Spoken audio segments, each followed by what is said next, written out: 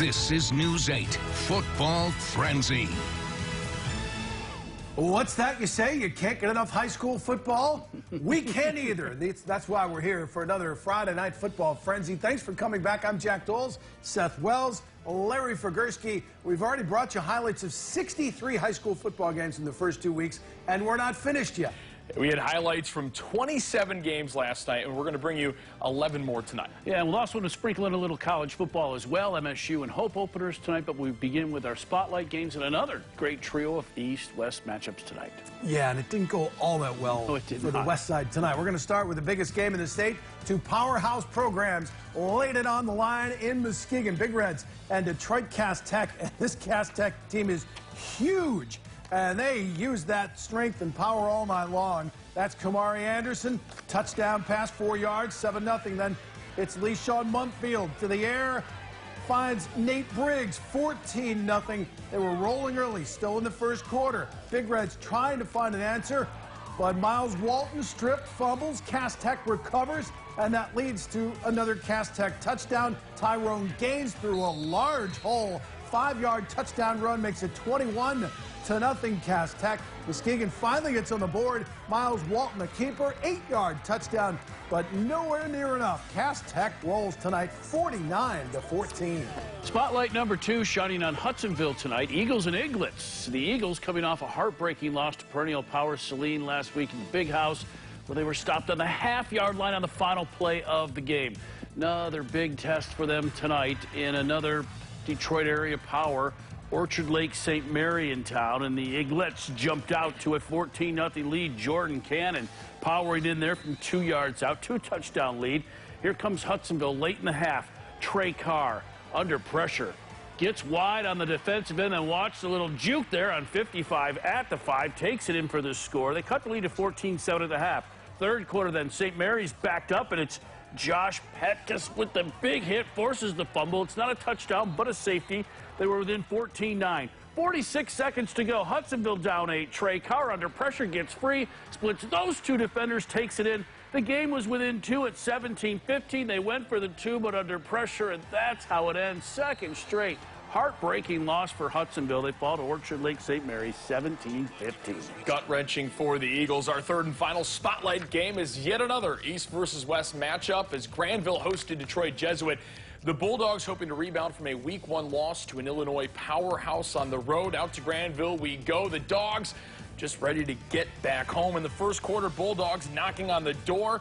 No score. Cade Pilzuk punches it in for the 6. Almost cost the ball game there. The PAT was no good. 6-0 Grandville. Next possession, the same result. Pilzuk follows his blockers. Fellow Bulldogs in for 6. 2-point conversion good. 14-0 Grandville after 1. In the second quarter, quarterback Andrew Bachelder gets into the outside there, bounces it outside, keeps it, and that's another touchdown. 22-0 after another 2-point conversion. They were absolutely rolling. The third quarter was all Bulldogs as well. Grandville, they go on to win this one 50-0. Well, here's another game we could have easily put a spotlight on. Another East versus West matchup. Mona Shores at Detroit Martin Luther King.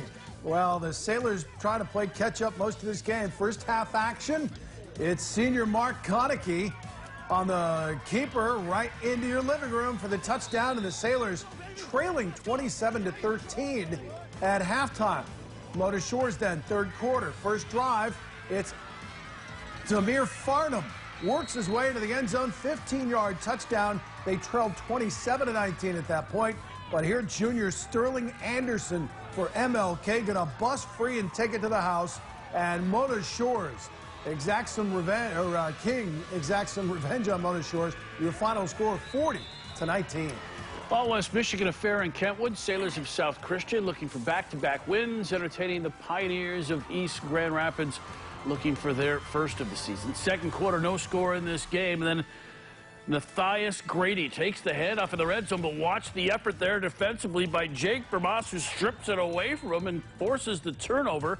East Grand Rapids then down 7 late in the half. David Bernecker, this one Damian Fortson, and look at the wheels on number 1. He's got lots of room and takes advantage of it, and this one will go the distance for the score. Extra point failed, it was 7-6, but then After an East interception, Pioneers set up again, and this time they're going to go deep, and it's Ian Masick. And look at the grab on the second tip, just short of the end zone, but it would set up Grady for a chance to redeem himself, and does. Takes it in. East Grand Rapids knocking off South Christian tonight, 30-21. And over to Forest Hill Central, we go. The Rangers hosting Grand Blanc. Both teams with impressive Week 1 victories. Grand Blanc strikes first. Eliza Jackson Anderson, so patient on the run, bounces it outside. He scores, gives the Bobcats a 7-0 lead. Rangers fell behind 14-0. Then they crank it up in the second. Quarterback Justin Osterhaus calls his own number. Great effort and finds the end zone. An 8-yard touchdown run cuts the lead to 14-7. Next possession, Osterhaus drops back, steps up in the pocket, fires downfield, a wide open Connor Milton. Touchdown, Rangers, game tied at 14. Then the Rangers defense gets into the act. Crandall Quinn with a vicious tackle, forces the fumble. Bredenberg recovers. That set up this from Jacob Bonnet with a 3-yard touchdown run. He pays the price. Rangers were up 20-14 at the half, but Grand Blanc goes on to win 38-34 on a late fourth quarter touchdown. That was a thriller. Huh? We've got more highlights after this break. High school, and then we'll come back with some college football as well. Michigan State and Hope open the season.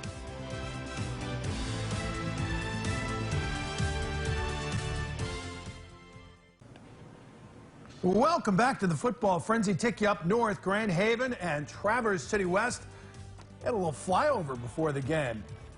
First quarter, Titans already up 6-0. It's Michael Schermerhorn, bounces off tacklers and in 12-0. Second quarter, Schermerhorn again takes the handoff, finds the end zone. Titans rolling 20-0 at the half.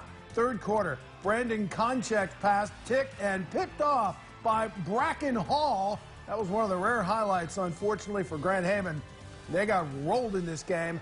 Final score, Traverse City West 33, Grand Haven 7. Talk about a tough way to open the season. After facing Muskegon in their home opener, Falcons of East Kentwood making a long trip to Southfield in Metro Detroit to meet the Warriors of Brother Rice. Rice already up 6-0 in the second. Hunter Polanski to Nolan Ray, number 22, gets wide. Boy, he's so fast. He's coasting in the final 10 of that 61-yard touchdown run. It was 13-0 Warriors.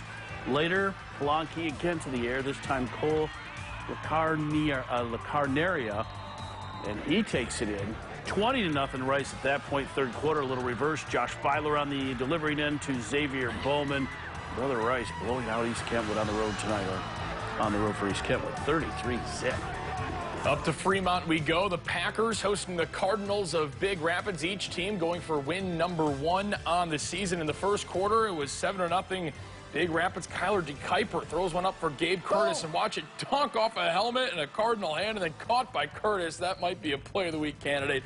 Later in the drive, Justin Durheimer powers his way in from 3 yards out. It was 7-6 Big Rapids at that point. In the second quarter, same score.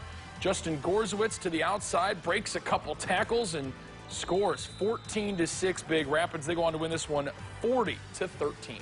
Stop number 10 takes us to the Central States Activities Conference. Chippewa Hills and TriCounty. It was 8-7 TriCounty second quarter. Nate Lovell going to find the end zone 6-yard touchdown. And they had a 14-7 lead. Still second quarter. Going to strike again. Tyler Tompkins hands off to Trent Barenwald. That's a 12-yard touchdown. And the two-point conversion makes it 22-7. Not finished yet. Tompkins hands off to Lovell again, and he goes 18 yards for the score, this time right up the gut. 46-7, Tri-County rolls. A year ago, both Calvin Christian and Muskegon Heights forced to opt out of the 2020 season. Both, however, back this year. Tigers hosting the Squires tonight. That's Devin Cooper for Muskegon Heights with the INT back into Calvin territory. That would set up this low snap here, but picked up by Jakari Edwards. Look at the move. Juke there, and then watch the next one come over. Just hops to the outside, and he takes it in. Pretty 7-yard TD run. And then later, Squires trying to answer back. Nice effort here by Jace Hogan, laying out for one with one hand. Heights, however, too much tonight. Folks, Muskegon Heights 2-0. They win it 36-12. Gotta love that. Heights 2-0, Grand Rapids Union 2-0. All right, we're gonna come back with highlights from Michigan State. Its season opener at Northwestern. Also, Hope, very impressive. in their first game in almost 2 years.